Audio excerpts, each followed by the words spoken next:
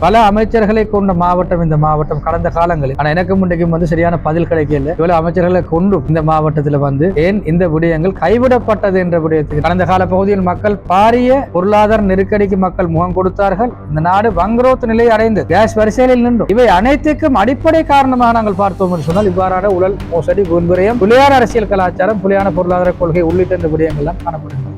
பல திட்டங்கள் வர இருக்கின்றன. இதுவரை காலமும் கொண்டு வரப்பட்ட பல திட்டங்கள் ஊழல் மோசடிகளுக்கு உட்படுத்தப்பட்டது என்ற விடயமும் பரவலாக பேசப்பட்டு வரும் விடயம். குறிப்பாக ஜைகாவின் பல திட்டங்கள் கைவிடப்பட்டது.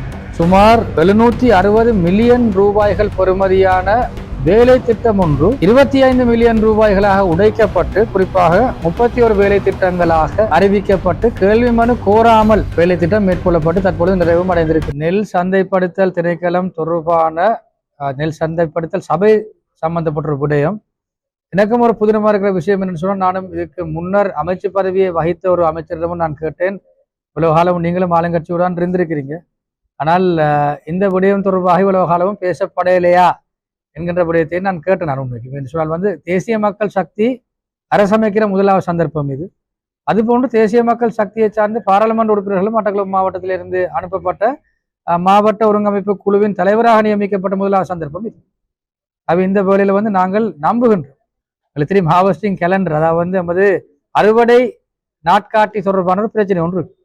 அதனை நாங்கள் ஏற்றுக்கொள்கின்றோம். இது நிவர்த்தி செய்யப்பட வேண்டும். ஆனால் கடந்த காலங்களில் அரசாங்கத்துடன் அங்கம் வகித்த பல அமைச்சர்களும் இருந்திருக்காங்க. நினைக்கிறேன் 4-5 மினிஸ்டர்மாரும் இந்த மாவட்டத்தில் இருந்திருக்காங்க. அவர்கள் நிச்சயமாக பொறுப்பு கூற வேண்டிய விடயம். ஆனால் அவர்கள் பொறுப்பு கூற வேண்டிய விடயம் என்ற அடிப்படையிலே நாங்கள் இதனை தட்டி கழிக்கவும் முடியாது. நாங்கள் நம்புகின்றோம் அடுத்த போகத்திற்கு முன்னர் நாங்கள் இந்த விடயம், அதாவது அடுத்த பெரும்போகத்திற்கு முன்னர் நாங்கள் இந்த விடயத்திற்கான ஒரு நிரந்தர தீர்வினை வெற்றிக்கொள்ள முடியுமான சந்தர்ப்பங்கள் இருக்கின்றது. நாங்கள் இது தொடர்பாக நிச்சயமாக நாங்கள் பேச கடமைப்பட்டோம். நிறைய அபிவிருத்தி திட்டங்கள் இருக்குது. குறிப்பாக நான் வெளிவிவகாரம் வெளிநாட்டு வேலைவாய்ப்பு சம்பந்தப்பட்ட அமைச்சின் பிரதி அமைச்சர் என்ற ரீதியிலே நான் சில விடயங்களை எனக்கும் அறிய கிடைத்திருக்கின்ற பல தூதுவர்களை பல உயர்ஸ்தானிகளை நாங்களும் சந்தித்து வண்ணம் இருக்கின்றோம். பல திட்டங்கள் வர இருக்கின்றன. இதுவரை காலமும் கொண்டு வரப்பட்ட பல திட்டங்கள் ஊழல் மோசடிகளுக்கு உட்படுத்தப்பட்டது என்ற விடயமும் பரவலாக பேசப்பட்டு வரும் விடயம். குறிப்பாக ஜைகாவின் பல திட்டங்கள் கைவிடப்பட்டிருந்தது. ஆனால் இந்த அரசாங்கத்தின் ஆட்சியின் பல திட்டங்கள் மீள ஆரம்பிக்கப்பட இருக்கின்றன. ஆகவே நாங்கள் ஒரு வெளிப்படைத்தன்மை கொண்ட அரசாங்கம் என்ற ரீதியிலே நாங்கள் சரியான வகையிலே நாங்கள் நாங்கள் திட்டமிட்டிருக்கின்றோம். ஆகவே பல திட்டங்கள் குறிப்பாக இந்திய அரசாங்கத்தினால் பல்வேறு தரப்பட்ட உதவிகள் முன்மொழியப்பட்டிருக்கிறது, குறிப்பாக கிழக்கு மாகாணத்தில். இந்த அடிப்படையிலே பல விடயங்கள் வர இருக்கின்றன. நாங்கள் இந்த திட்டங்களை சரியான வகையிலே மக்கள் நலம் சார்ந்த திட்டங்களாக வகுத்து அந்த பிரதிபலனை மக்களுக்கு சரியான வகையிலே பெற்றுக் கொடுக்க வேண்டிய கடமை அவங்களுக்கு இருக்கின்றது. ஆகவே இதன் அடிப்படையில் நாங்கள் இந்த விடயத்திலே நாங்கள் சரியாக செய்ய நாங்கள் திட்டமிட்டோம். சுமார் 760 மில்லியன் ரூபாய்கள் பெறுமதியான வேலை திட்டம் ஒன்று 25 மில்லியன் ரூபாய்களாக உடைக்கப்பட்டு குறிப்பாக 31 வேலை திட்டங்களாக அறிவிக்கப்பட்டு கேள்வி மனு கோராமல் வேலை திட்டம் மேற்கொள்ளப்பட்டு தற்பொழுது நிறைவும் அடைந்திருக்கிறது. ஆகவே இது உண்மைக்கும் நாங்கள் பார்த்தோம்னு சொன்னால் இது அமைச்சரது வேண்டுகோளுக்கு இணங்க வீதி அபிவிருத்தி அதிகார சபையின் தவிசாளரின் அந்த அவரது கட்டளைக்கு அமைவாகத்தான் இந்த தீர்மானம் எடுக்கப்பட்டதாக இங்கே சொல்லப்பட்டது. ஆனால் இது ஒரு வகையில நாங்கள் பார்த்தோம்னு சொன்னால் 25 மில்லியனாக இதை உடைச்சி செஞ்சால் எந்த விதமான டெண்டரும் இல்லாமல் போக முடியும் என்கின்ற விடயம் ஏற்றுக்கொள்ளக்கூடிய விடயம். ஆனால் 25 மில்லியன் ரூபாய் பெறுமதியான 31 வேலை திட்டங்களை அடிப்படையாக கொண்டு அதாவது வேலை திட்டங்களாக உடைத்து இதனை ஒரு 760 மில்லியன் ரூபாய் பெறுமதியான ஒட்டுமொத்த வேலை திட்டத்தை எந்த விதமான கேள்வி மனுவும் இல்லாமல் செய்து முடித்திருப்பது தொடர்பாக இன்னைக்கும் ஒரு பாரிய சந்தேகம் பாரிய கேள்வி எழுகின்றது. ஆகவே இந்த விடயம் தொடர்பாக நிச்சயமாக நாங்கள் விசாரணைகளை மேற்கொள்வோம். இது மக்களிட பணம். கடந்த கால பகுதியில் மக்கள் பாரிய பொருளாதார நெருக்கடிக்கு மக்கள் முகம் கொடுத்தார்கள். இந்த நாடு வங்குரோத்து நிலை அடைந்தது. மேலும் நாங்கள் பார்த்தோம் என்று சொன்னால் நாங்கள் பல நாட்கள் கால் கடுக்க நாங்கள் எரிபொருள் வரிசைகளில் நின்றோம், கேஸ் வரிசைகளில் நின்றோம். இவை அனைத்துக்கும் அடிப்படை காரணமாக நாங்கள் பார்த்தோம் என்று சொன்னால் இவ்வாறான ஊழல் மோசடி வீண்விரயம் புலியான அரசியல் கலாச்சாரம் புலியான பொருளாதார கொள்கை உள்ளிட்ட இந்த விடயங்கள்லாம் காணப்படுகின்றது.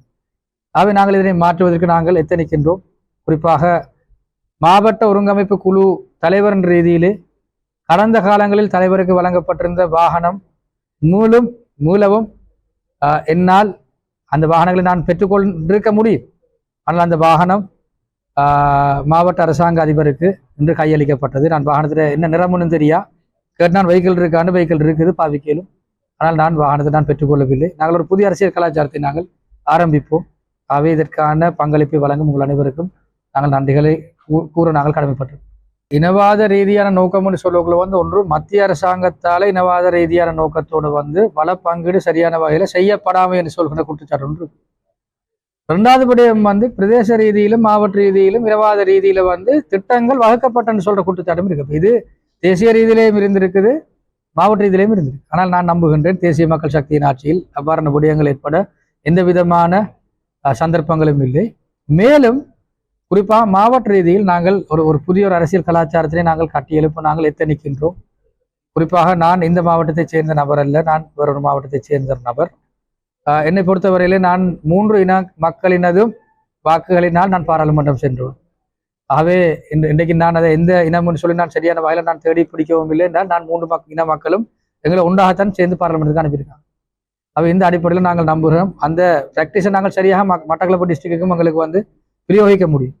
நாங்கள் சரியான வகையில் நாங்கள் வளங்களை பங்கிட்டு அந்தந்த தேவைகள் உள்ள இடங்களுக்கு நாங்கள் விட்டு செல்ல முடியும். ஆகவே எந்த இனமும் பயப்பட தேவையில் இனவாத ரீதியில அபிவிருத்திகள் தட்டி பறிக்கப்படும் என்ற எந்த விதமான சந்தேகங்களும் யாருக்கும் தேவையில்லை. நான் நம்புறன் சரியான ரீதியில எங்களுக்கு இந்த கோஆர்டினேஷனை நாங்கள் கொண்டு போகலும்னு சொன்னோம். நிச்சயமாக இந்த விடயத்தை நாங்கள் சரியான வகையில் முன்னோக்கி கொண்டு போகலும். நெல் கொள்கை சம்பந்தமாக பிரதானமான பிரச்சனை என்ன சொன்னால் நெல் சந்தைப்படுத்தல் சபை சரியான வகையில் மட்டக்களப்பு மாவட்டத்தில் இயங்குறது இல்லை என்கின்ற குற்றச்சாட்டு தான் முன்வைக்கப்படும். இப்போ இந்த அடிப்படையில் எங்களுக்கு ஒரு கடமை இருக்குது. நாங்கள் தேசிய ரீதியாக நெல் சந்தைப்படுத்தல் சபையை நாங்கள் சீரமைத்து கொண்டு வரைக்குள்ள அந்த ஒரு சீரமைப்போடு சேர்த்து மட்டக்களப்பு மாவட்டத்திலேயும் இது சீரமைக்கப்படணும் என்ற விடயத்தில் நாங்கள் உறுதியாக இருக்கு. ஆகவே இவ்வளவு காலமும் புறக்கணிக்கப்பட்டு கைவிடப்பட்ட நிலை இருந்திருக்கும் என்று சொன்னால் எங்களோட ஒட்டுமொத்த தேசிய ரீதியான வேலை திட்டத்துக்குள்ள இந்த முறை மட்டக்களப்பு மாவட்டம் உள்வாங்கப்படும் என்றதில் எந்த விதமான ஐயமும் இல்லை. நாங்கள் ஒரு இலங்கையோட ஒரு நெல் உற்பத்திக்கு ஒரு பிரதானமான ஒரு பங்களிப்பு வழங்குகிற ஒரு மாவட்டம் தான் மட்டக்களப்பு மாவட்டம். சாதாரணமான விஷயம் இல்லை. நெல் கொள்வனவு மாத்திரமல்ல, நெல் உற்பத்திக்கு தண்ணி கட்டாயம் தேவை. ஆகவே எங்களுக்கு தெரியும் முந்தானை ஆறு என்று சொல்லப்படுகின்ற ஒரு ஆறு ஒன்றுக்கு அந்த செயற்திட்டம் இதுக்கு முதல்ல கொண்டு வரப்பட்டிருந்தது. அது உன்னைக்கும் எங்களுக்கு தெரிய என்ன காரணம்னு சொல்லி ஆராய்ச்சி பார்க்கத்தான் வேணும். இன்னைக்கும் நாங்கள் ஒரு கண்மூடித்தனமாக நாங்கள் அதிகாரிகளே நாங்கள் குற்றம் சாட்ட விரும்பவில்லை. ஆனால் ஒரு அசம்பந்தத்தால் அந்த திட்டம் சரியான வகையில மேற்கொள்ளப்படையலை என்று சொல்கின்ற விடயம் இன்றைக்கு பரவலாக நாங்கள் அறிய கிடைத்திருக்கின்றோம். அது ஒரு 190 மில்லியன் ரூபாய்களை இலங்கை அரசாங்கம் செலவழித்திருக்கும் என்று சொன்னால் ஒரு பல மில்லியன் யூரோக்கள் பல மில்லியன் டாலர்கள் பெறுமதியான அந்த செயற்திட்டத்தை நாங்கள் ஒரு நீண்ட கால கடன் அடிப்படையில் சரி நாங்கள் எடுத்திருக்கேன். ஆனால் அது சரியான வகையிலே மேற்கொள்ளப்படவில்லை. மீண்டும் சொல்கின்றேன், பல அமைச்சர்களை கொண்ட மாவட்டம் இந்த மாவட்டம் கடந்த காலங்களில். ஆனால் எனக்கும் இன்றைக்கும் சரியான பதில் கிடைக்கல. இவ்வளவு அமைச்சர்களை கொண்டும் இந்த மாவட்டத்தில் ஏன் இந்த விடயங்கள் கைவிடப்பட்டது என்ற விடயத்துக்கு அந்த கேள்விக்கு இன்றைக்கும் எங்கள்கிட்ட பதில் இல்லை.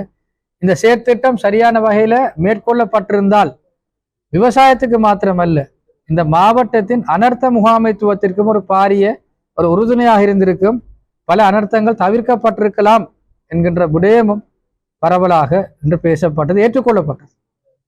அவையில் நாங்கள் புதுசா ஒன்றே நாங்கள் தீர்மானிகள் உன்னைக்கும் இருந்த அதிகாரிகளை கூட உன்னைக்கும் அது தொடர்பான அந்த அறிவு இருக்குது. ஆனால் ஒரு சரியான கோஆர்டினேஷன் ஒன்று இவ்வளவு காலம் இல்லாமல் இருந்தது நாங்கள் காணக்கூடியதாக இருந்தது. ஆகவே நாங்கள் நம்புகின்றோம், நாங்கள் பல சாதனைகளை நாங்கள் நிறைவேற்றி காட்டியிருக்கிறோம். அது போன்ற இன்னொரு விஷயம் இருக்குன்னு சொன்னால் இப்ப 5 அமைச்சர்கள் இருந்த மாவட்டத்தில் நான் இன்றைக்கும் ஒரு வெளி மாவட்டத்தை சேர்ந்த ஒரு நபர் தான் இன்றைக்கு ஒரு பிரதி அமைச்சராக நான் இன்றைக்கு டிசிசி சேர்மனாக பதவியேற்பு செய்திருக்கேன். ஆகவே எனக்கு மட்டும் தனியாக செய்ய இயலாது. அது எல்லாரும் சரியான கோஆர்டினேஷனை நாங்கள் செய்வோம். எல்லாரும் இந்த நான் என்று சொல்றதே கூட நாம் என்ற அடிப்படையில் நாங்கள் இதை கொண்டு போனோம்னு சொன்னாலும் இன்றைக்கு சரியான வகையில் செய்யலும். ஆகவே நாங்கள் ஒரு சரியான திட்டமிடல் மூலமாக சரியான வள பங்கீடு மூலமாக நாங்கள் இந்த விடயத்தை நாங்கள் வெற்றிகரமாக வெற்றி நடாத்த முடியும் என்கின்ற அந்த விடயத்தை நாங்கள் கூறிக்கொள்ள விரும்புகிறோம்.